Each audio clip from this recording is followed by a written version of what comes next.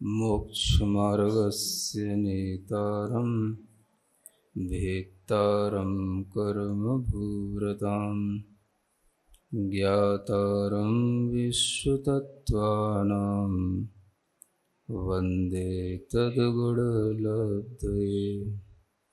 देवादिदेव आदिम तीर्थंकर श्री ऋषभनाथ भगवान की, वर्तमान शासन नायक श्री वर्धमान महावीर भगवान की, परम पूज्य आचार्य गुरुवर श्री विद्यासागर जी महाराज जी की। यह अगला सूत्र आ रहा है, अर्पिता नर्पित सिद्धे। यह सूत्र इसीलिए है, पूछा गया है कि पहले आपने उत्पाद और व्यय यह अनित्यता के भावों को बताया, और अब आपने कहा कि वह भाव कभी व्यय नहीं होता और फिर भी उसमें व्ययपना दिखाई देता है। और आप कहते हैं कि द्रव्य बदल भी रहा है और नहीं भी बदल भी रहा है। तो ये दोनों बातें कुछ समझ नहीं आती। ये दो विरोधी बातें हैं और दोनों विरोधी बातों को आप कैसे समझते हैं, ऐसे ही हमको भी समझाएं। तो उसी के लिए यह सूत्र है। आचार्य कहते हैं कि विरोधी धर्म हमेशा द्रव्य में रहा करते हैं। अगर द्रव्य का हमें किसी भी रूप से अस्तित्व दिखाई देता है तो उसका अंदर एक नास्तित्व नाम का धर्म भी होता ही है। तो अस्तित्व धर्म उसके अस्थि को बताता है, और नास्ति रूप जो धर्म होता है वह उस द्रव्य को, उस वस्तु को अन्य द्रव्यों से पृथक कर देता है। यानी यह उस वस्तु की ही अपनी गुणवत्ता होती है कि वह अपने अस्तित्व को बनाते हुए भी वो पर के अस्तित्व से अपने को भिन्न रखता है, वह पर नहीं है। तो यह पर नहीं होना, पर रूप अस्तित्व में नहीं बदलना, यह उसके अपने नास्तित्व गुण के कारण से होता है।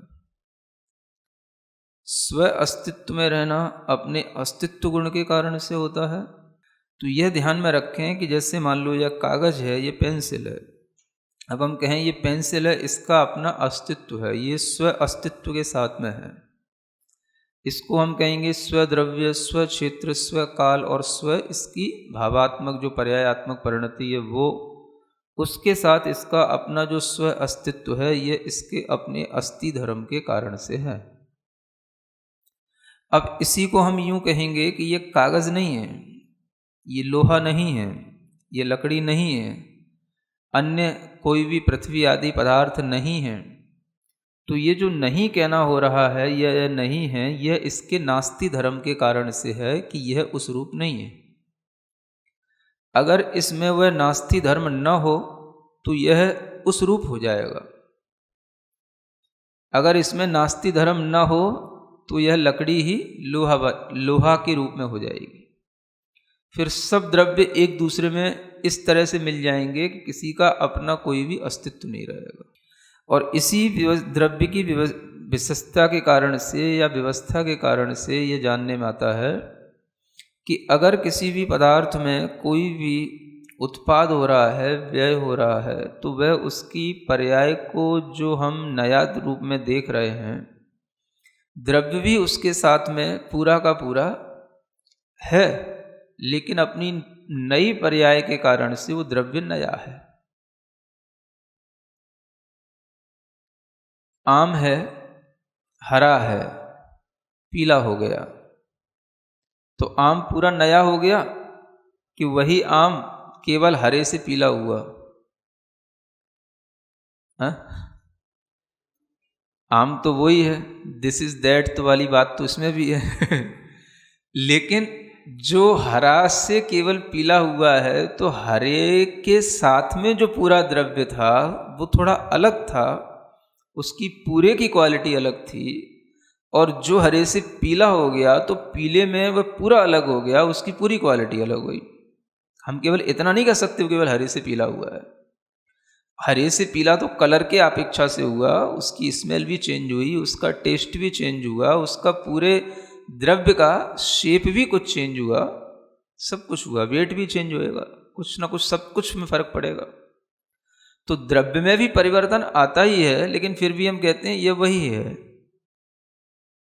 तो जो हमारे सामने द्रव्य की उत्पत्ति हो रही है, उत्पाद के रूप में हो रहा है, पूर्व पर्याय का व्यय दिखाई दे रहा है, उसमें भी द्रव्य वही होते हुए भी वह नित्य रूप भी दिखाई देता है और अनित्य रूप भी दिखाई देता है।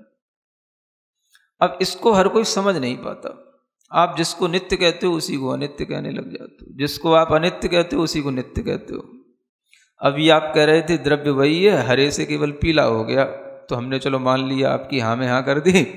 अब आप कहने लगे कि नहीं, द्रव्य भी नया हो गया क्योंकि पूरा सब कुछ बदल गया। तो अब फिर जब द्रव्य नया हो गया तो फिर वो नित्य कहाँ रहा? फिर वो समझ आ रहा ना? तो जो व्यक्ति इस अनेकांत धर्म की इस पद्धति को नहीं समझ पाता, स्याद्वाद शैली को नहीं समझ पाता, वो व्यक्ति कंफ्यूज्ड रहता है। समझ आ रहा ना? चाहे वो कितना ही बड़ा कन्फ्यूशियस कौन हो,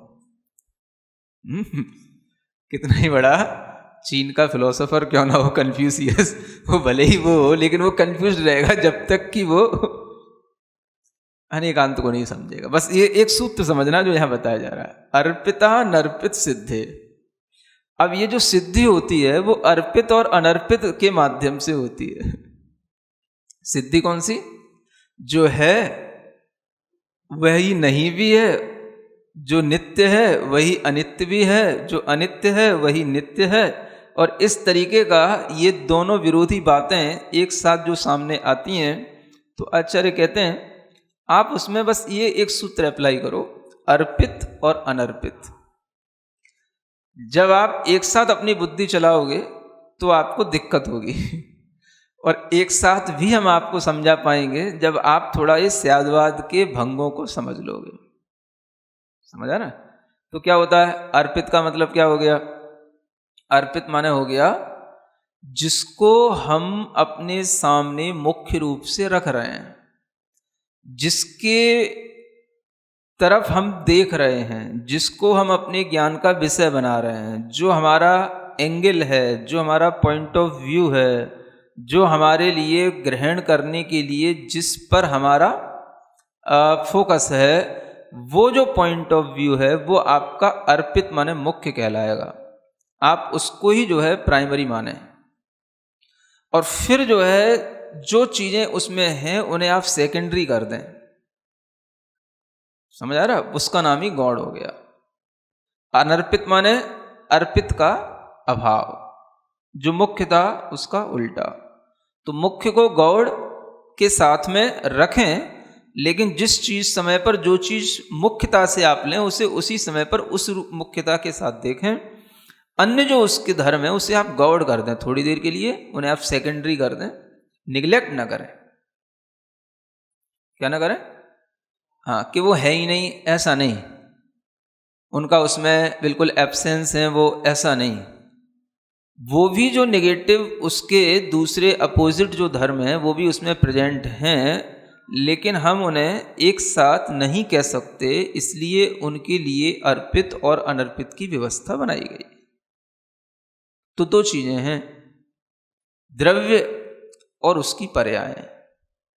आप क्या ग्रहण करना चाहते हैं? अगर आप द्रव्य को पकड़ना चाहते हैं तो फिर द्रव्य को ही देखें, द्रव्य के ही पॉइंट ऑफ व्यू से उसको वाच करें, तो आपके लिए वह द्रव्य पकड़ में आएगा।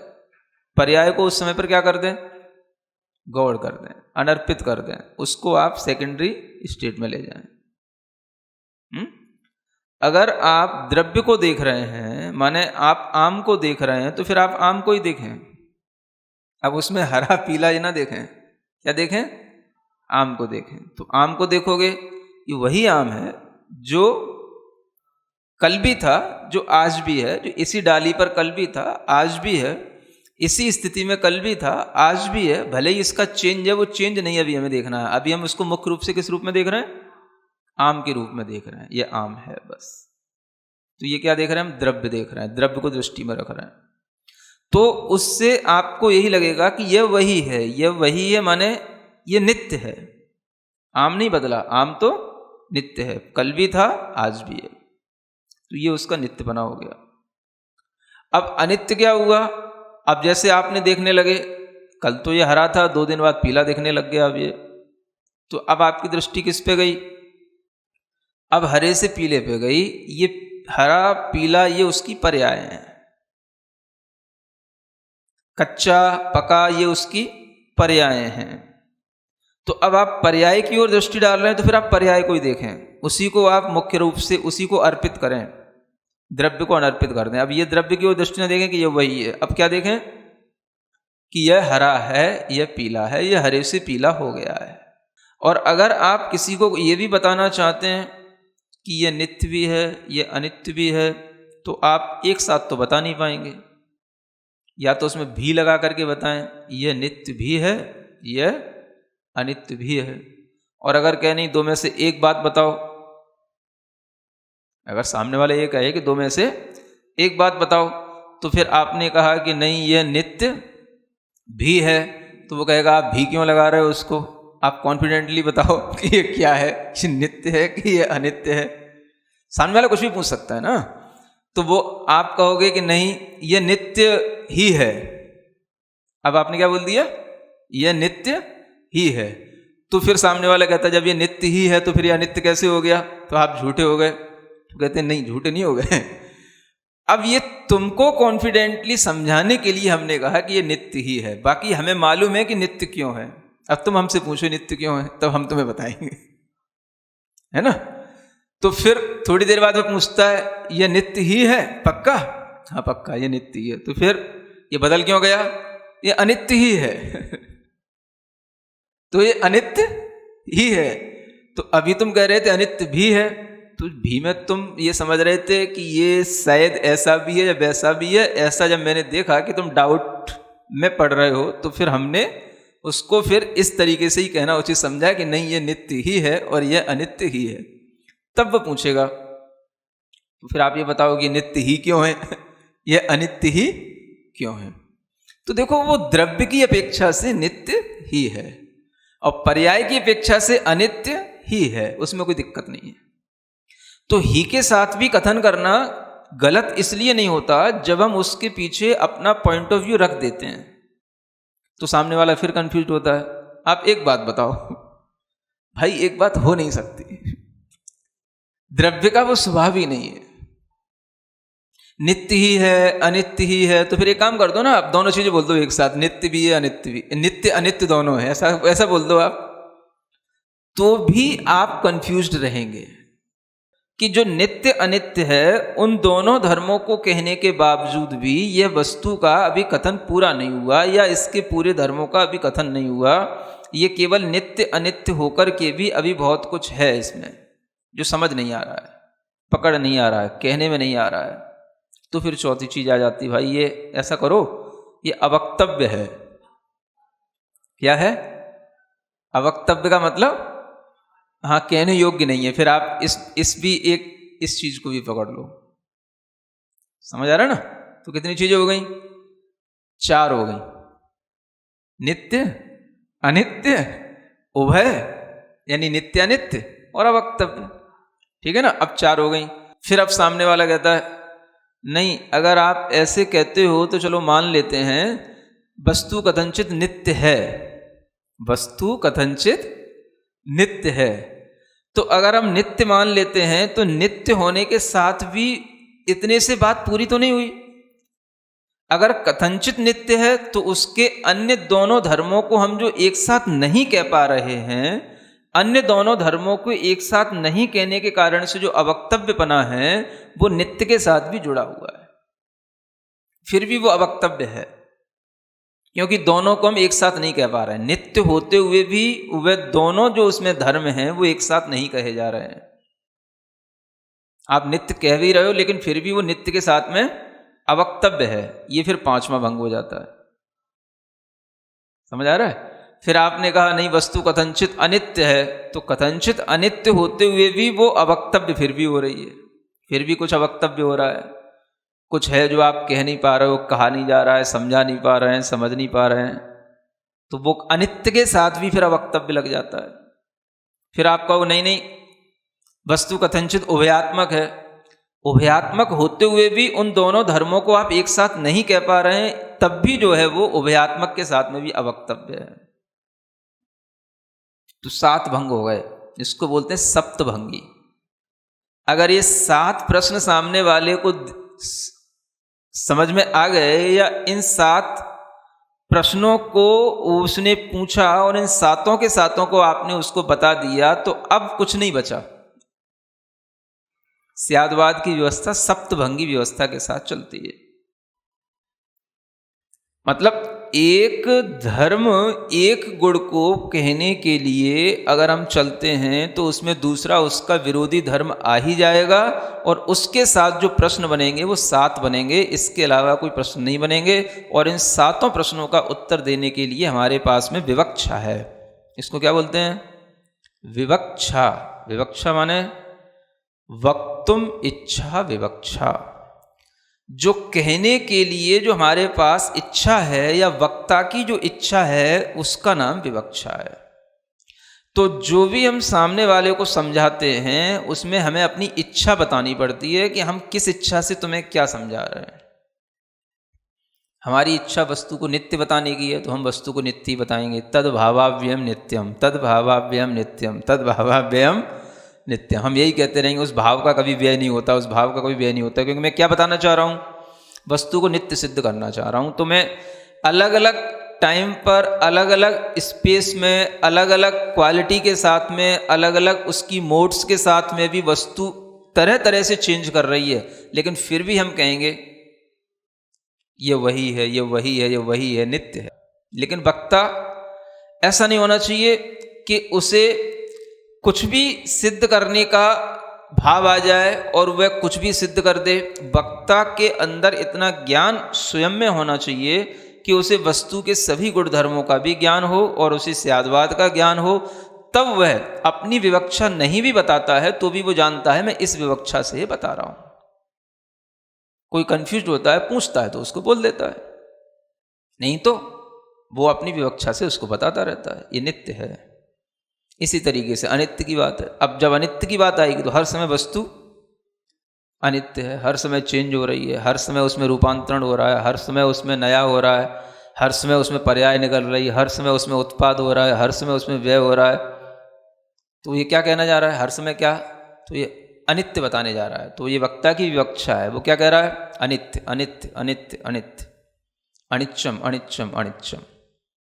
जो बौद्ध धर्म है वो वस्तु को क्या मानता है? सर्वथा अनित्य मानता है।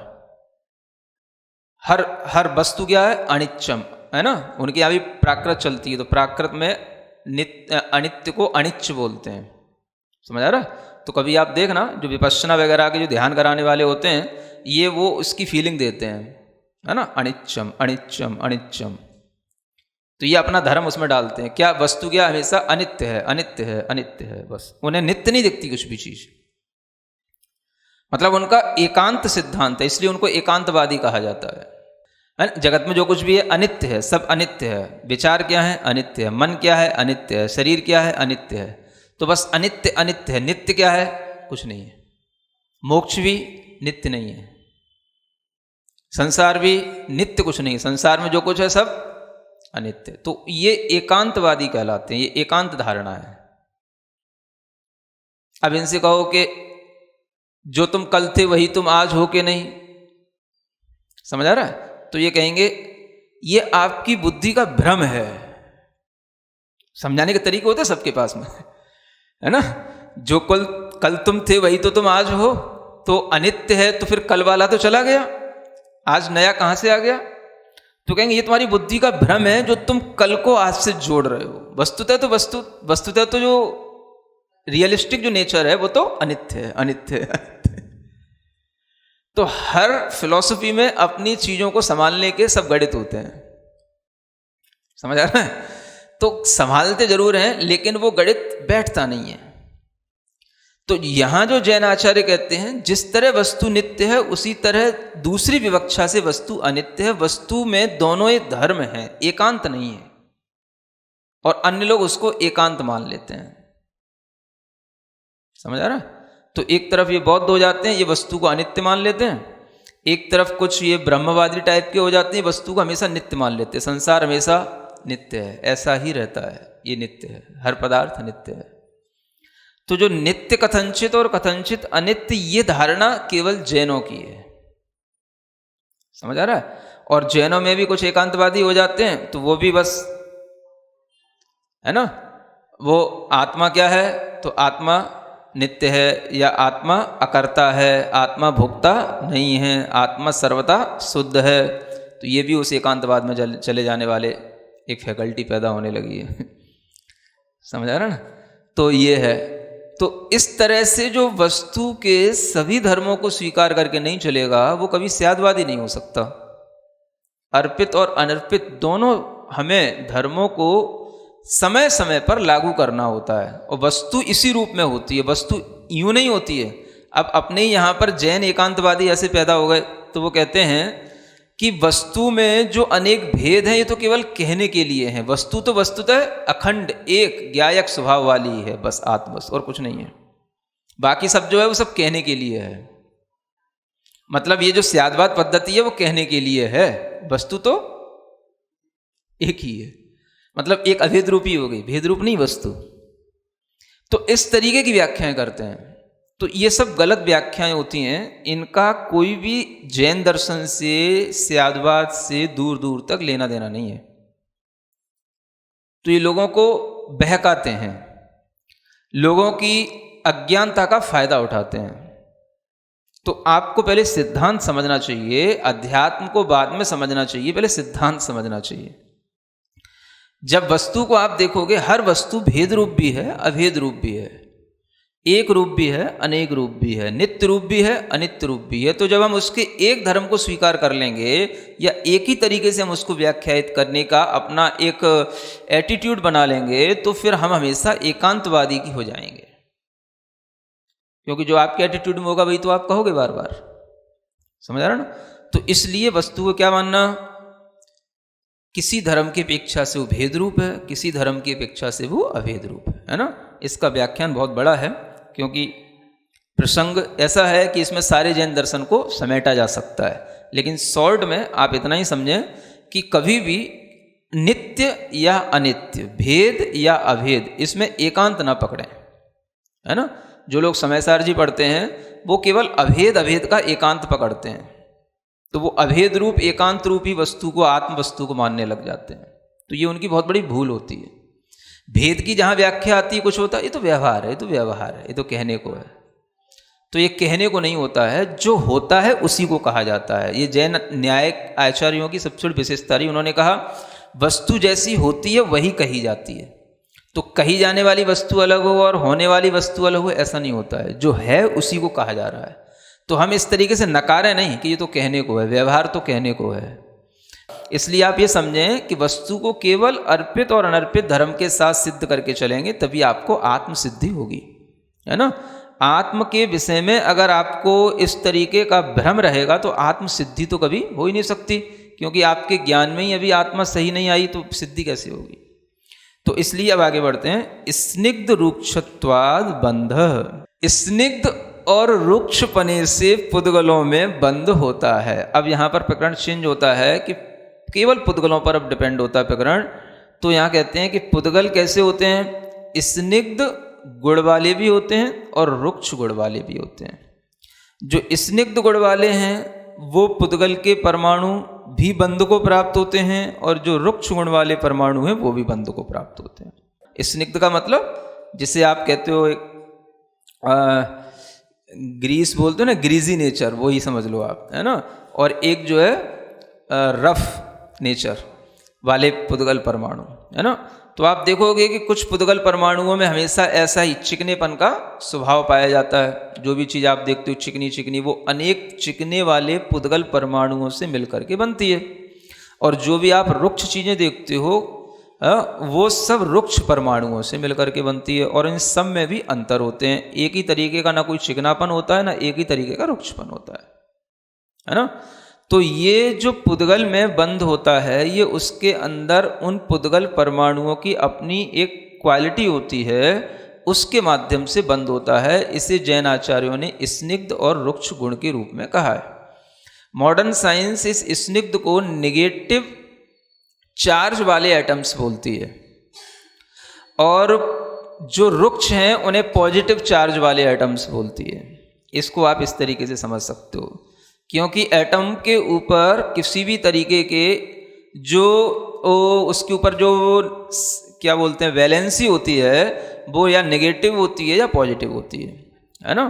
तो वही उसकी बॉन्डिंग में कारण बनती है। इसे पहले फिजिक्स में इलेक्ट्रोवैलेंट बॉन्डिंग के नाम से समझाया जाता है।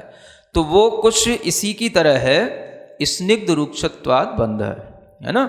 जो भी अणु हैं वो सब जब उनमें किसी भी तरीके का कॉम्बिनेशन होता है तो उनमें ये प्रॉपर्टीज़ जो उनके अंदर होती हैं उसी के कारण से उनमें ये कॉम्बिनेशन होता है। तो इसी के विषय में कुछ और नियम बताए जा रहे हैं। वो आगे कहते हैं न जगन्य गुणानाम। अब स्निग्ध और रुक्ष वालों का बंध तो हो जाता है, लेकिन इसमें एक कंडीशन डाल दी गई। क्या कंडीशन है? जो जगन्य गुण वाले परमाणु होंगे उनका बंध नहीं होता है। जगन्य का मतलब होता है बिल्कुल लोएस्ट डिग्री वाले, माने जैसे एक गुण वाला परमाणु, यानी जिसमें केवल परमाणु के अंदर एक डिग्री की केवल स्निग्धता है या रुक्षता है, पॉजिटिविटी है या नेगेटिविटी है ना। तो वो किसी के साथ में बंध को प्राप्त नहीं होगा, एक वाला। जगन्य गुण वालों का बंध नहीं होता। यानी एक गुण वाला जो परमाणु है उसका, एक गुण का मतलब है यहाँ पर उसका भाग। जैसे स्पर्श गुण के अनेक पर्याय हैं, तो स्पर्श गुण के अनेक उसके जो भाग हैं, स्पर्श गुण का जैसे स्निग्ध जो पर्याय है, स्निग्ध जो उसका स्पर्श का जो पर्याय है, वो स्निग्धता भी एक रूप नहीं है, वो एक से लेकर के अनंत तक है। तो उसमें जो बिल्कुल लोएस्ट डिग्री वाला जो उसके अंदर स्निग्धता है, एक नंबर वाली जो स्निग्धता है, वो स्निग्धता वाला जो परमाणु होगा वो किसी के साथ बॉन्डिंग को प्राप्त नहीं होगा। ये यहाँ पर एक नियम बना दिया गया। उसमें ये अपने अंदर, उसके अंदर पावर नहीं है कि वो किसी के साथ बॉन्डिंग कर ले। क्यों नहीं है? ये नेचुरल है, होता ही नहीं है। फिर एक और कंडीशन आगे बताई जाती है, गुण साम्य सदृशानाम। क्या कहा? गुणों की समानता होते हुए भी जो सदृश हैं उनका बंध नहीं होता। सदृश है ना, यानी गुणों की समानता होने का मतलब ये हो गया कि जो उनके अंदर एक गुण वाला एक गुण वाले के साथ, दो गुण वाला दो गुण वाले के साथ, तीन गुण वाला तीन गुण वाले के साथ, है ना, ये गुणों की समानता हो गई। और गुणों की समानता अगर हो गई तो गुणों की समानता होने पर भी ये परमाणु बंध को प्राप्त नहीं होते हैं। कब तक? जब तक कि ये सदृश जाति वाले होंगे, है ना। सदृश का मतलब ये हो गया यहां पर कि अगर इनके अंदर जो गुणों के जो अंश पाए जाते हैं वो अविभागी प्रतिच्छेद के रूप में कहे जाते हैं। एक शब्द आता है जैन शास्त्रों में, अविभागी प्रतिच्छेद। इसको बोलते शक्ति अंश। शक्तियों के जो अंश हैं वो शक्ति अंश, एक गुण वाले के भी शक्ति अंश कई प्रकार के होते हैं। माने एक गुण वाला भी जो परमाणु होगा उसके अंदर जो शक्ति अंश होंगे वो भी 1 2 3 4 से लेकर के इन्फिनाइट तक होंगे। वो शक्ति अंश एक गुण वाला, क्योंकि वो भी एक प्रकार का नहीं है, एक गुण वाला भी। तो उसमें जो सदृश शक्ति अंश वाले होंगे उनका भी आपस में बंध नहीं होगा। माने कि समानता तो हो गई, 2 गुण वाला परमाणु स्निग्ध वाला हो और 2 गुण रुक्ष वाला हो, लेकिन दोनों के शक्ति अंश बराबर हो तो बंध नहीं होगा। इसी तरीके से 2 गुण स्निग्ध वाला 2 गुण स्निग्ध वाले के साथ शक्ति अंश बराबर होंगे तो बंध नहीं होगा। 2 गुण रुक्ष वाला होगा अपने 2 गुण रुक्ष वाले के साथ में, या 2 गुण स्निग्ध वाले परमाणु के साथ में, वो भी बंध को प्राप्त नहीं होगा अगर उसके शक्ति अंश बराबर होंगे। तो गुणों की समानता होने पर भी अगर शक्ति अंश बराबर हैं तो उनमें बंध नहीं होता। ये इस सूत्र से बताया गया। तो फिर होता किसका? तो उसके लिए आगे सूत्र आ रहा है, द्वैधिकादि गुणानाम तु दो अधिक गुण वालों का आपस में बंध होता है। किसका? दो अधिक चाहिए, है ना। यानी दो से शुरू करो, एक का तो होना ही नहीं। तो दो गुण स्निग्ध वाला जो परमाणु होगा वो दो गुण स्निग्ध वाले के साथ भी बंध को प्राप्त हो जाएगा। हो जाएगा? नहीं होएगा, क्योंकि वो पिछले वाले सूत्र से मना हो गया, गुण साम्य सदृशानाम। तो क्या होना चाहिए उसमें? दो गुण अधिक होने चाहिए। माने दो गुण वाला अगर स्निग्ध गुण वाला परमाणु है तो उसमें दो अधिक होने पर क्या होएगा? चार। तो चार गुण स्निग्ध वाला कोई परमाणु होगा तो उसके साथ बंध को प्राप्त हो जाएगा, या चार गुण रुक्ष वाला परमाणु होगा तो उसके साथ भी बंध को प्राप्त हो जाएगा। ऐसा नहीं है कि स्निग्ध का रुक्ष के साथ ही बंध होता है, स्निग्ध का स्निग्ध के साथ भी बंध होता है, स्निग्ध का रुक्ष के साथ भी बंध होता है, इसी तरह से रुक्ष का भी रुक्ष के साथ बंध होता है, रुक्ष का भी स्निग्ध के साथ बंध होता है, लेकिन वो होना चाहिए दो गुण अधिक वाला। ऐसे ही तीन गुण स्निग्ध वाला परमाणु है तो वो एक गुण स्निग्धता के साथ बंध को प्राप्त नहीं होगा, दो गुण स्निग्ध वाला है उससे ही बंध को प्राप्त नहीं होगा, तीन गुण स्निग्ध वाला है उससे ही बंध को प्राप्त नहीं होगा, चार गुण स्निग्ध वाला है उससे ही बंध को प्राप्त नहीं होगा, वो पांच गुण स्निग्ध वाले परमाणु से बंध को प्राप्त होगा। समझ आ रहा है?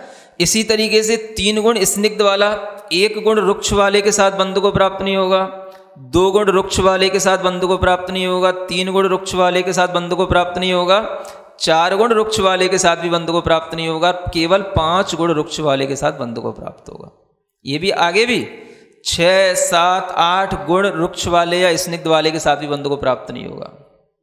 तो आचार्य कहते हैं बंधे धिकौ पारिणामिकौ च। क्या कहा? बंध की अधिकता होने पर वह उसी रूप में परिणमन कर जाता है। वह पारिणामिक हो गया, माने उसी रूप में परिणमन कर गया। कौन?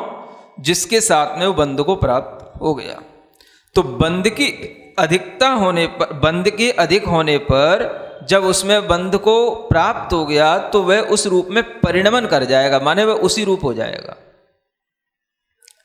है ना। जो ज्यादा वाला होगा, अधिक गुण वाला जो होगा उसी के साथ में परिणमन कर जाएगा। उदाहरण दिया जाता है इसको समझाने के लिए, है ना। जो गुड़ वाले हैं जानते हैं कि अगर गुड़ में धूली के कण भी उसमें मिल जाएं, है? तो वो धूली धूली नहीं रहती, वो भी गुड़ जैसी मीठी हो जाती है। नहीं समझ आ रहा? धूली के जो कण हैं वो भी उस गुड़ में मिलकर के कैसे हो जाते हैं? हाँ, वो भी गुड़ जैसे हो जाते हैं। इसका मतलब ये नहीं है गुड़ को धूल में डाल दो सब गुड़ बढ़ जाएगा गुड़ में, लेकिन वह धूली के अंदर मिठास तो आ जाएगा लेकिन करकरापन वैसे ही रहेगा। समझ आ रहा है ना? तो ये उसके अंदर के जो परिणमन हुआ वो उस रूप में परिणमन करा लेता है। तो इस तरह से ये पुद्गल परमाणुओं के बीच की बंध व्यवस्था 1, 2, 3, 4 और 5 सूत्रों के माध्यम से बताई गई है ना। उनमें से जो पहला सूत्र है वो तो केवल बंध व्यवस्था को बताने वाला एक उत्सर्ग रूप में सूत्र है कि ये तो बंध की व्यवस्था है। बंध तभी होगा जब स्निग्ध या रुक्ष गुण के साथ में परमाणु मतलब उस अपनी क्वालिटी को रखने वाला होगा, और वो हर कोई परमाणु के अंदर कोई ना कोई स्निग्ध या रुक्ष गुण तो रहता ही है। अब आपके अंदर एक प्रश्न ये आ सकता है, तो क्या एक स्निग्ध वाला परमाणु क्या कभी बंध को प्राप्त नहीं होगा? समझ आ रहा है ना?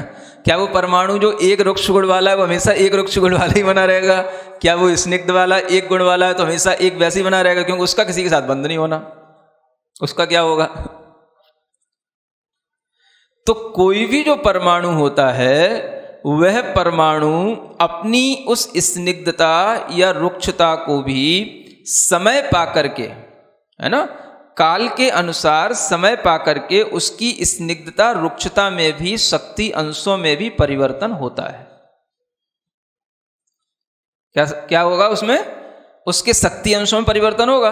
तो जब वो उसका शक्ति अंश बढ़ जाएगा, जब उसका वह गुण बढ़ जाएगा, तो वही जो है उसका बंध का कारण बन जाएगा।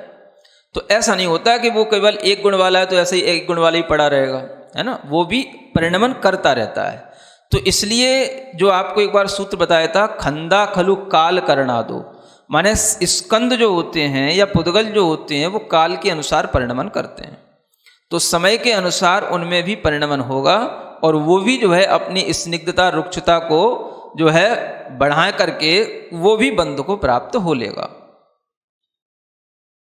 इस तरह से ये बंध की व्यवस्था सभी लोगों के लिए जानने योग्य है और यहाँ पर ये बंध की व्यवस्था का प्रकरण पूर्ण हो जाता है। सिरिजिणवाणी जग कल्याणी जग जन मदतम मोहरी जणमण हारी गढ़हर हारी जम जरा भव रोग हरि तिथ्य राणम दिव्य झुणिम जो पड़ई सुणई मय्ये धारई राणम सौख मणंतम धर्य सासद मोक्ष पदम पावई सासद मोक्ष पदम पावई।